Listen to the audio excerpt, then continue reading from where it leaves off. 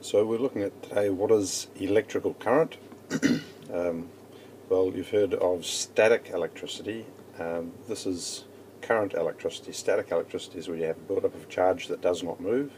Current here we're dealing with is a flow of charge. So if you know a little bit about electronics and electricity, you know about electrons, negatively charged particles, and electrons being negatively attracted towards the positive, and if you have, say, the positive plate of a battery and that's nearby, you'll have an electric field which attracts the negative and repels a positive charge. As that charge is moving, that's an electrical current flow. It's not just electrons, that's why I've included this positive charge.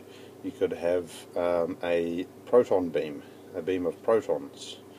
So a whole lot of proton particles, subatomic particles that you'd usually find in the nucleus of an atom.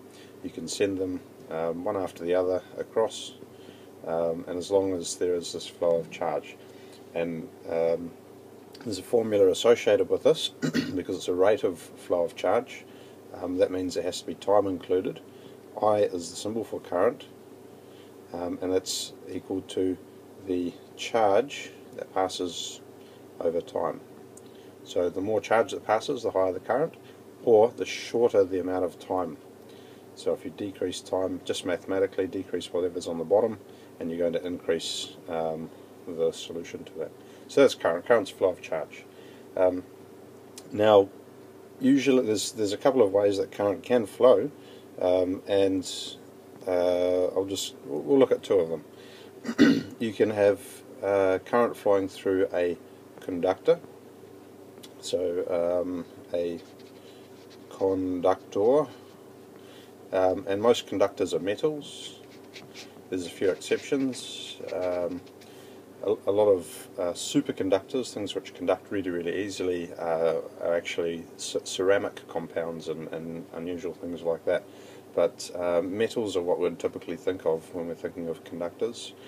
Graphite, which is carbon, is a good conductor, and that's another exception.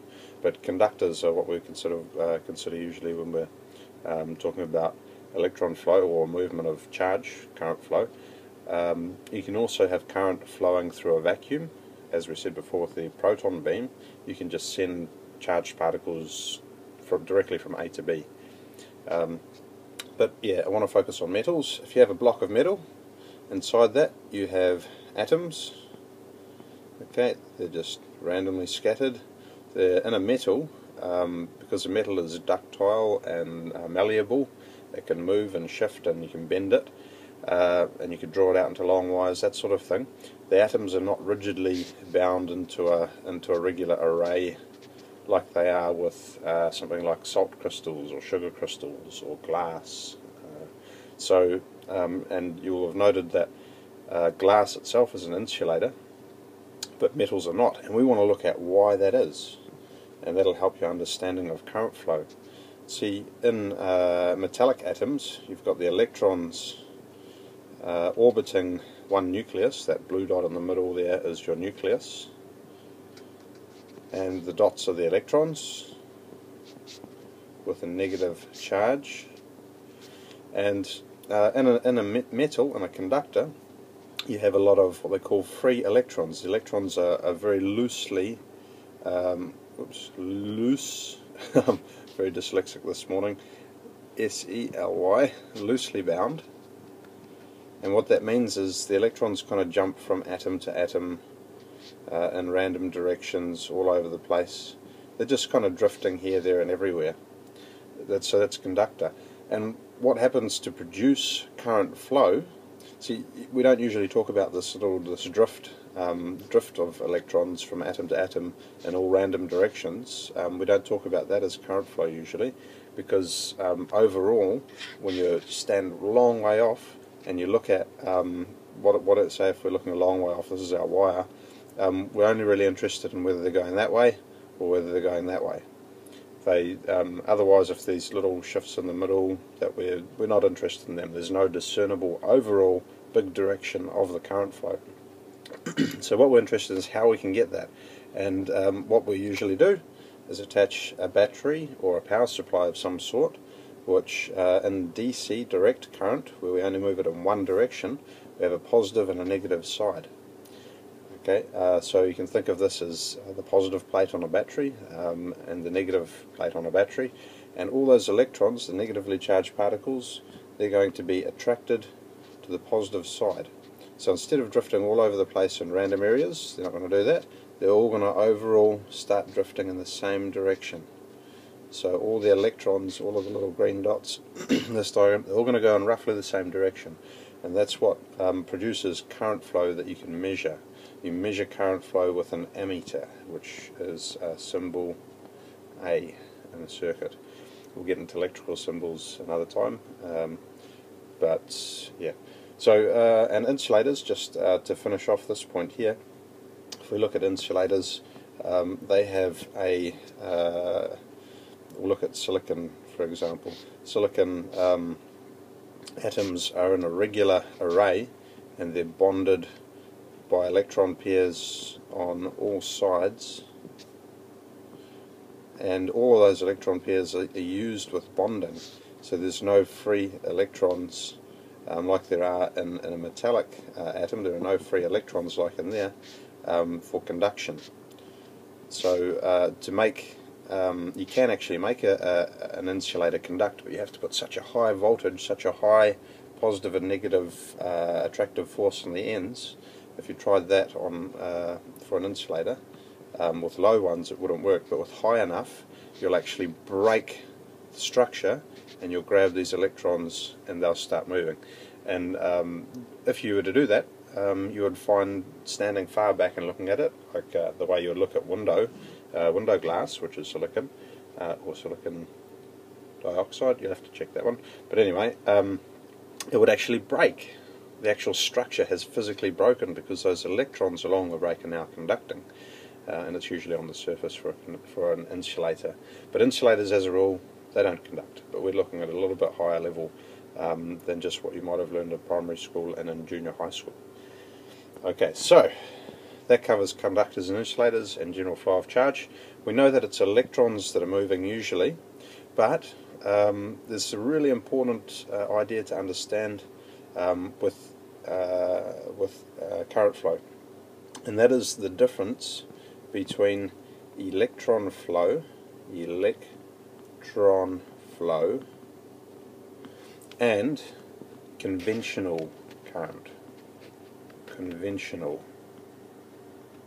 current. Okay, conventional current is the old, it's not that old really, but it's what was first seen by scientists.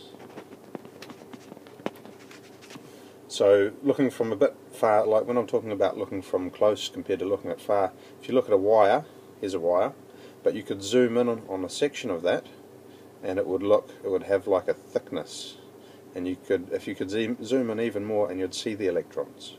But I mean, you can't actually zoom in to see electrons. They're smaller than a wavelength of light, so they don't have colour as we would think about it. But when they were first looking at them, they were looking from far back, and they detected a flow of charge, and they detected this flow of charge from positive to negative. So that is conventional current, which is, let's just make these points, it was first seen way back when they were investigating electricity, and it was a flow from positive to negative. So they thought there were positive charges moving towards the negative. Now that we have got a little bit more technology and science, and we can zoom in on things and get a closer and closer look, we've actually found the modern view, or the more recent view if you like, is that it is the flow of electrons. Negative charge moving from minus to positive. So you have the positive terminal of your battery, and the electrons come out of the negative side and go to the positive.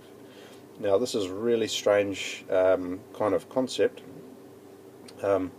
but what's important to note is that this conventional current is what anyone's talking about when they draw your circuit diagram, and they talk about, say, a current flow through a resistor, and they'll say here's the current flowing I in that direction from left to right, and that current is conventional current. So that's really important that they're talking about conventional current in these terms, and that's just because they started analysing all these circuits and everything long before they worked out it was actually electrons that are going that way. Okay, now I'm going to see if I can do a little illustration here to show you how this electron thing works, and I'll record a little video using fingers as electrons, and I'll help to illustrate this. But if you imagine you've got a line of electrons, and the electrons are paired to so these are all negatively charged electrons, and each one of those is paired to the positive of a nucleus, positive charge of a nucleus. This is just very roughly speaking. There's actually many electrons and many positive charges in the nucleus. And if we were, I'll just draw a few extra bits on the side here. If we were to move one of the electrons, because we know it's actually the electrons that are moving, but if we move this electron here across one, we're now left with a gap. So we've had an electron move that way, and a gap is now there. Now then we take this electron, and that jumps into the gap left there. So that means we've got positive on this side and negative on this side. So the electrons are a source here, and they're going across to the left. So electrons are going that way. So now this second electron's jumped into that gap, leaving another gap. So the electrons move that way, and we've now got the gap here. The gap is gone. Now there's this gap here that's shifting to the right. Okay, this is the trick here, this is the key. This new electron shifts to the left to jump in that gap, and there's another gap. And then this electron jumps there, and now the gap's shifting. Do you see that the electrons are continually going to the left, but the gap is continually going to the right? So the gap is conventional current, and the electrons are the electron flow. And that's why, looking from far back, all you would see is this progression of this gap to the right, but the electrons are going in the other direction. It's really cool. Anyway, that covers it all.